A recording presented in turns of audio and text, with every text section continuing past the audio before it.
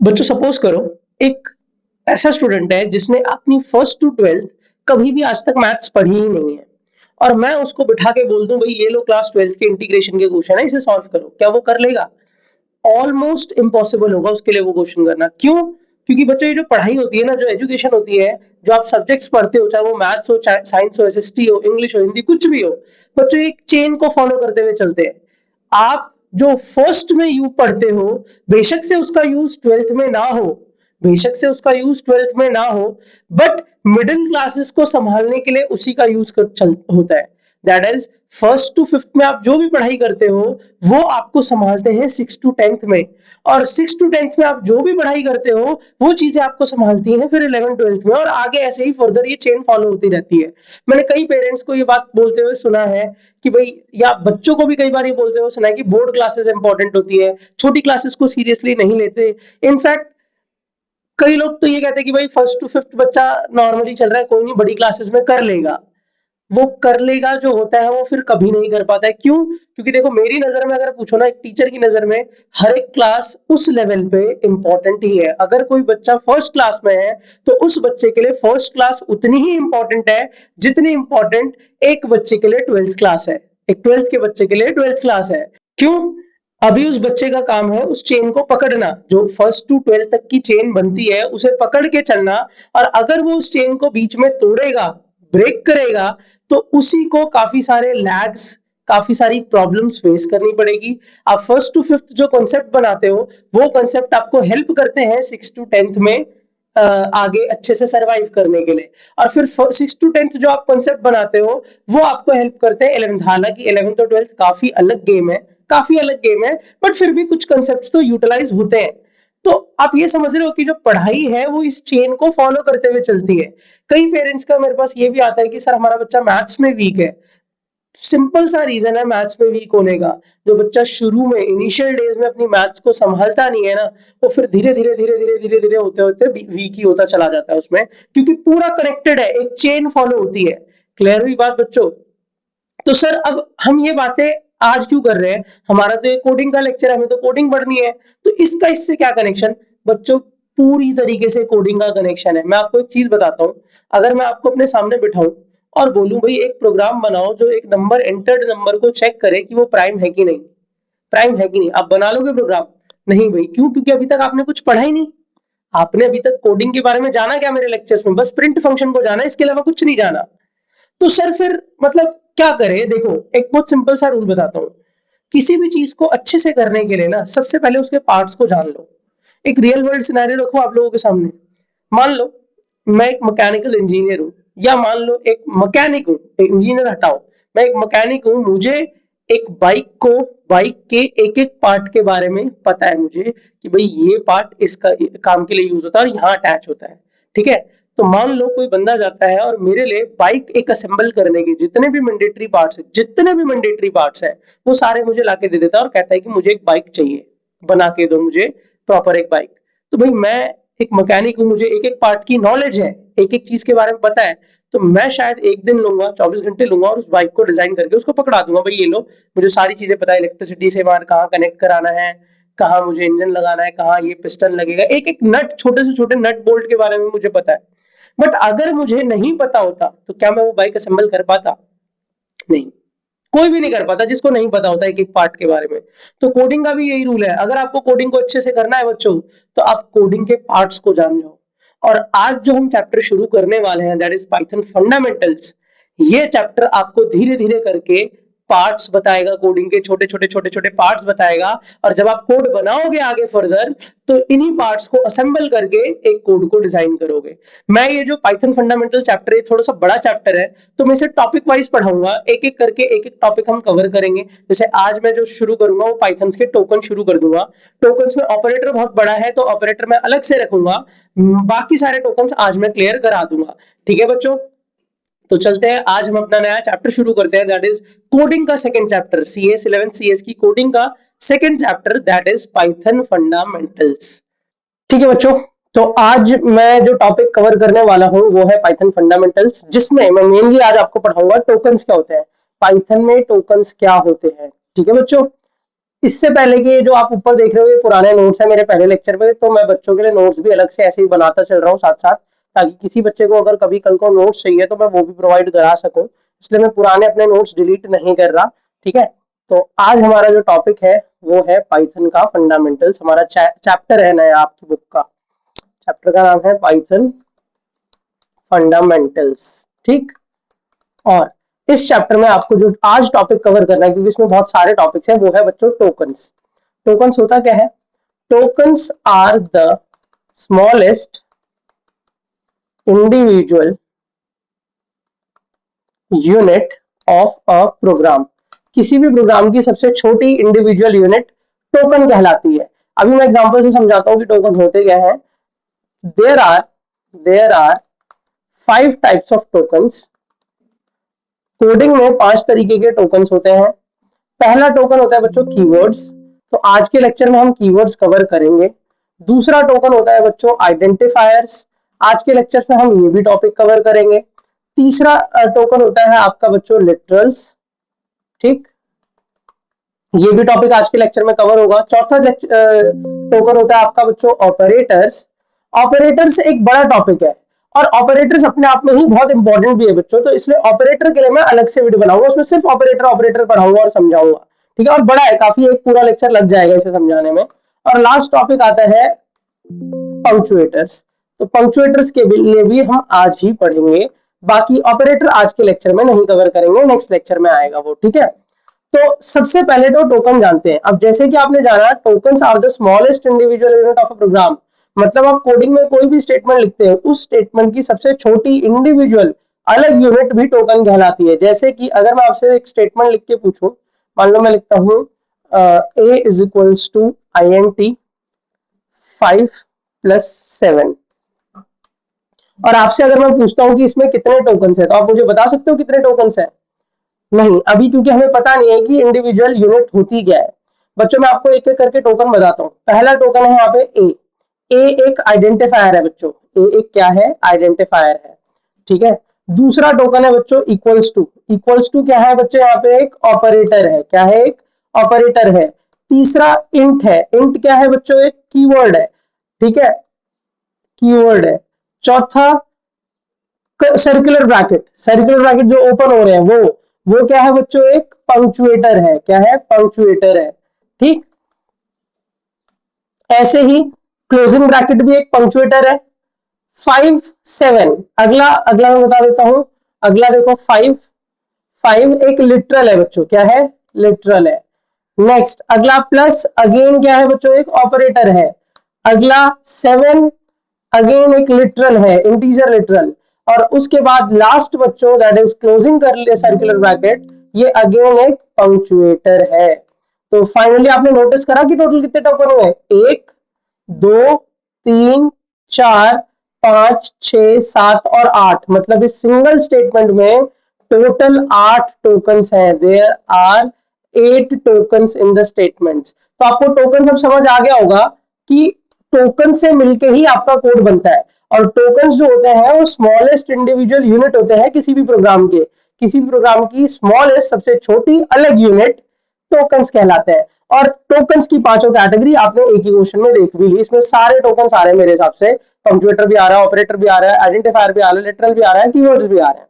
अब हम एक एक करके जो 4 टोकन्स हमें आज कवर करने हैं उन्हें डिस्कस करते हैं। तो बच्चों पहला टोकन था आपका कीवर्ड्स। अब कीवर्ड्स होते क्या है? सुनो मेरी बात। हर कोडिंग लैंग्वेज, ये सिर्फ पाइथन ही नहीं है बच्चों, कोई भी प्रोग्रामिंग लैंग्वेज हो, हर प्रोग्रामिंग लैंग्वेज अपने अंदर कई सारी चीजें प्री डिफाइंड बना के रखती है जिसे हम यूज कर सके। जैसे कि एक छोटा सा जो एग्जांपल आपने पीछे पढ़ा था, दैट इज प्रिंट फंक्शन। एक बात बताओ, प्रिंट फंक्शन बच्चों क्या मैंने बनाया था? नहीं ना, वो पहले से बना बनाया है, मुझे उसको यूज करना है डेटा डिस्प्ले करने के लिए। करना है कि नहीं करना है? तो वही काम है कि प्रिंट फंक्शन का काम है डेटा को डिस्प्ले करने के लिए उसे यूज करना। ठीक, तो वो प्री डिफाइंड चीज थी, तो वो भी क्या था? एक कीवर्ड था। तो मैं क्या कहूंगा? कीवर्ड की डेफिनेशन क्या होगी? Keywords are the words having a special meaning. पहली चीज, सारे कीवर्ड्स का एक स्पेशल मीनिंग होता है। जैसे कि प्रिंट का मीनिंग था डिस्प्ले करना, ऐसे ही इंट का मतलब होता है, इंट का मीनिंग होता है इंटीजर स्टोर करना। फॉर लूप के लिए यूज होता है, इफ कंडीशन के लिए यूज होता है। तो सारे कीवर्ड का कुछ ना कुछ स्पेशल मीनिंग होता है। Keyword are the word having a special meaning and keep reserved, और वो जो है वो रिजर्व्ड रहते हैं by Python programming library. Library के अंदर बच्चों पाइथन की जो लाइब्रेरी है वहां पे पहले से रिजर्व्ड है, प्री डिफाइंड है, हमें उन्हें नहीं बताना है, हमें उन्हें बस उनके नाम से बुलाना है, वो अपना काम खुद करेंगे।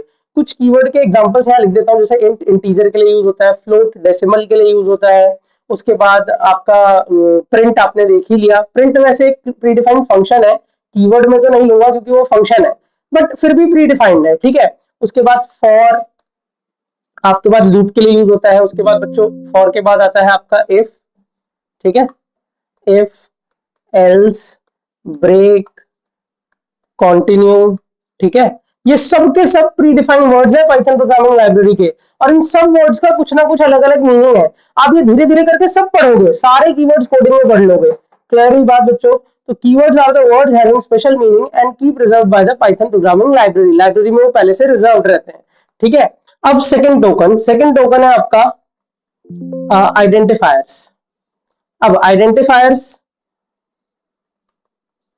एक बहुत इंपॉर्टेंट टॉपिक है बच्चों। क्यों इंपॉर्टेंट है? क्योंकि ये 12th के बोर्ड एग्जाम में भी इससे 1 मार्कर एमसीक्यू क्वेश्चन बनता है क्या? Identifiers are the fundamental building blocks used for naming different parts of the programme.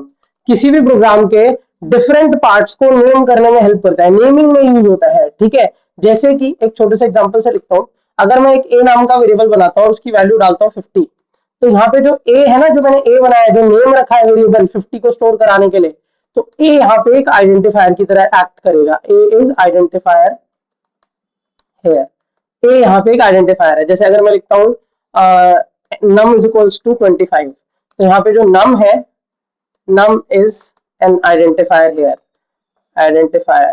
तो यहाँ पे num जो है वो एक आइडेंटिफायर की तरह एक्ट करेगा, ठीक है बच्चों। तो समझ आ गई बात कि मतलब कोडिंग में हम जो भी नेमिंग रखते हैं ना, जो भी हम नाम रखते हैं वेरिएबल्स के, वो सब आइडेंटिफायर्स का पार्ट होते हैं, ठीक। अब आइडेंटिफायर बनाने के लिए ना, क्या सर ये जो नाम है, जैसे नम रखा आपने, ए रखा, mn भी रख सकते थे हम, x भी रख सकते थे, y भी रख, क्या हम नेम कुछ भी रख सकते हैं? कुछ भी नहीं बच्चों, नेमिंग के कुछ रूल्स होते हैं, और इन्हीं रूल्स पे बोर्ड में क्वेश्चन आता है 1 मार्कर, जो मैं कह रहा था ना बोर्ड में आता है, वो इन्हीं रूल्स पे ही आता है। That is rules for creating an identifier. Creating an identifier कैसे? आप must not contain any special symbol other than capital A to Z, small a to Z, 0 to 9, and बस एक सिंबल अलाउड होता है underscore, इसके अलावा कोई symbol allowed नहीं होता बच्चों। फिर से सुनो, एक आइडेंटिफायर में कोई भी स्पेशल सिंबल अलाउड नहीं होता, कोई भी डॉट, एस्ट्रिक, डिवाइड, कुछ भी नहीं, कुछ नहीं लगा सकते। क्या अलाउड होता है नाम लिखने में? कैपिटल ए टू जेड लिख सकते हो आप, स्मॉल ए टू जेड लिख सकते हो, 0 से 9 तक के डिजिट्स यूज कर सकते हो, और बस एक सिंबल अलाउड है, दैट इज अंडरस्कोर, उसके अलावा कोई और नहीं, कोई भी नहीं। Second rule, N identifier must not be a keyword. Keyword के नाम पे नहीं होना चाहिए बच्चों, जो पहले से डिफाइंड वर्ड है उनके नाम पे आइडेंटिफायर का नाम नहीं रख सकते हो आप। जैसे बोलो मैं नाम ही इंट रखना चाहता हूं, नहीं, फ्लोट रखना चाहता हूं, फॉर रखना चाहता हूं, वो अलाउड नहीं होता, ठीक है। Third part, N identifier must not start with a digit. Digit से शुरू नहीं होना चाहिए बच्चों, डिजिट से शुरू नहीं होना चाहिए। Fourth part, an identifier must not contain space in between। Space भी नहीं आना चाहिए नाम के बीच में। यही 4 रूल्स है। अगर आप ये 4 रूल्स फॉलो करते हुए चलते हो तो आप कभी भी आइडेंटिफायर की नेमिंग में गलती नहीं करोगे, मतलब वेरिएबल का नाम बनाने में गलती नहीं करोगे बच्चों। होप सभी को ये पॉइंट भी क्लियर हुआ कि कैसे आइडेंटिफायर दूसरा टोकन हमारा काम करता है। कीवर्ड हमने जान लिया है, आइडेंटिफायर हमने जान लिया है। अब हम अपने तीसरे टोकन पे चलेंगे, जो कि है आपका लिटरल्स। लिटरल्स क्या होता है, मैं एक बार थोड़ा सा नीचे स्क्रॉल कर देता हूं। लिटरल्स, लिटरल्स क्या होता है, literals are the values that are provided to the identifiers, या वेरिएबल्स भी बोल सकते हो आप, आइडेंटिफायर्स स्लैश वेरिएबल्स। लिटरल्स वो वैल्यूज होती हैं जो आइडेंटिफायर और वेरिएबल्स को प्रोवाइड करी जाती हैं। एग्जांपल अगर मैं लिखता हूं a इज इक्वल्स टू 50, तो बच्चों यहाँ पे 50 एक लिटरल है। 50 एक क्या है, 50 is literal here, literal here. अगर मैं लिखता हूं s इज इक्वल्स टू अपना नाम प्रिंस, तो यहाँ पे प्रिंस क्या है, एक लिटरल है। Prince is a literal here, ठीक है। तो लिटरल के भी फर्दर कई सारे टाइप्स हैं, types of literals, types of literals.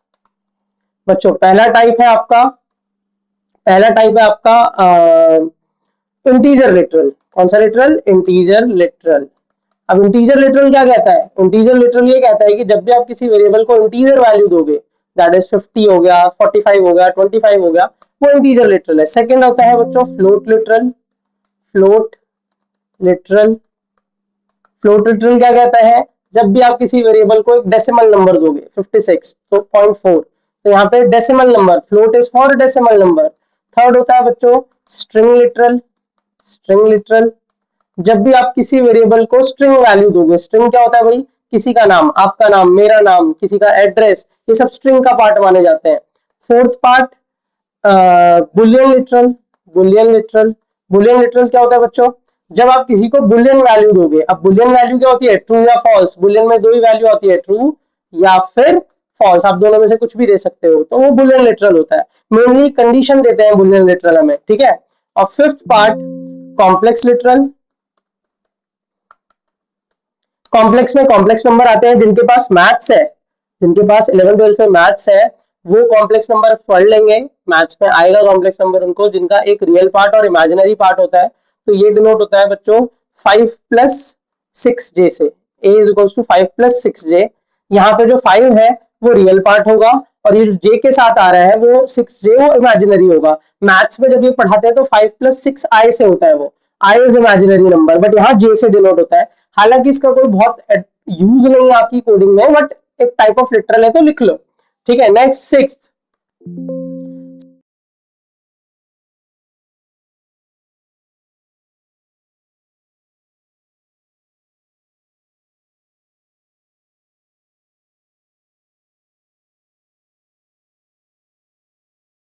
कोई वैल्यू ना देनी हो। जब आपको किसी वेरिएबल को कोई वैल्यू ना देनी हो बच्चों, तब ये यूज होता है ये special literal, that is none. तो होप सभी को ये थर्ड लिटरल भी अपना क्लियर हो गया, मतलब थर्ड टाइप ऑफ टोकन भी क्लियर हो गया, लिटरल्स क्या होते हैं। इसके बाद आता है बच्चों नेक्स्ट और लास्ट हमारा फिफ्थ वाला, क्योंकि ऑपरेटर्स तो बीच में मैंने ड्रॉप किया है, उसके लिए तो अलग से प्रॉपर वीडियो बनाऊंगा, बड़ा टॉपिक है, दैट इज पंक्चुएटर्स। अब पंक्चुएटर्स क्या होता है सर, देखो the symbols used in a programming language. एक प्रोग्रामिंग लैंग्वेज में, प्रोग्रामिंग लैंग्वेज, प्रोग्रामिंग लैंग्वेज में यूज होने वाले सिंबल्स आर कॉल्ड पंक्चुएटर्स। पंक्चुएटर्स। अब सिंबल्स में क्या क्या आता है बच्चों, सिंबल्स में क्या क्या आता है, सब कुछ, that is circular bracket, closing circular bracket, करली ब्रैकेट, क्लोजिंग करली bracket, square bracket, closing square bracket, या डबल कोट्स या सिंगल कोट्स या कोलन, ठीक है, कोलन या सेमी कोलन, ठीक है। सर इसमें क्या ग्रेटर देन लेस देन भी आएगा, नहीं बच्चों, greater than less than operators में आता है, वो क्योंकि चेक करता है कि ये चीज इससे बड़ी है कि नहीं, एक टाइप का ऑपरेटर है। यहाँ पे छोटे छोटे सिंबल्स की बात हो रही है, करली bracket, double quotes, single quotes, colon, semi colon, जो भी चीजें ये छोटे छोटे सिंबल्स होते हैं, ये सब पंक्चुएटर्स का पार्ट माने जाते हैं। होप सभी को पंक्चुएटर्स भी क्लियर, ठीक है। अब ध्यान से सुनो मेरी बात, आज आप लोगों ने पाइथन फंडामेंटल्स जो चैप्टर हमें कोडिंग के पार्ट्स के बारे में पढ़ाएगा, उसमें पहला टॉपिक कवर किया टोकन्स। टोकन्स में 5 तरीके के टोकन्स होते हैं, keyword, identifier, literal, operators and punctuators, जिसमें से हमने आज 4 कवर किए, क्योंकि मैंने आपको बताया था ऑपरेटर्स थोड़ा सा बड़ा टॉपिक है, वो नेक्स्ट लेक्चर में अलग से कराऊंगा मैं। तो कीवर्ड आपको क्लियर होना चाहिए, आइडेंटिफायर आपको क्लियर होना चाहिए, लिटरल्स आपको क्लियर होना चाहिए और पंक्चुएटर्स भी आपको क्लियर होना चाहिए। ठीक है बच्चों। अब नेक्स्ट लेक्चर में हम करेंगे ऑपरेटर्स। बहुत ध्यान से समझना है क्योंकि ऑपरेटर्स का बहुत बड़ा रोल है कोडिंग में, बहुत बड़ा रोल। अगर ये वीडियो आप लोगों को अच्छी लगी है बच्चों तो अपने फ्रेंड्स में इस वीडियो को शेयर कर दो, मेरा चैनल सब्सक्राइब कर लो, क्योंकि मैं कोडिंग का, बच्चों का जो कंप्यूटर साइंस का प्रॉब्लम रहता है वो सारा प्रॉब्लम क्लियर करता चलूंगा 12th तक के बच्चों के लिए। सारी प्रॉब्लम, सारे इंपॉर्टेंट क्वेश्चंस कवर करूंगा अपने चैनल पे। मैथ्स की सीरीज अलग से चली रही है क्लास 11th के बच्चों के लिए, तो आप वहां से भी चीजों को फॉलो अप कर सकते हो। और अगर 10th के बच्चे हैं तो उनके लिए मैं इंपॉर्टेंट क्वेश्चन 9th के बच्चों के लिए डालता रहता हूँ एक एक करके, ताकि उनके बोर्ड में हेल्प हो सके। ठीक बच्चों, तो आज के लिए इतने students, till then keep watching and keep learning. Thank you, have a nice day everyone.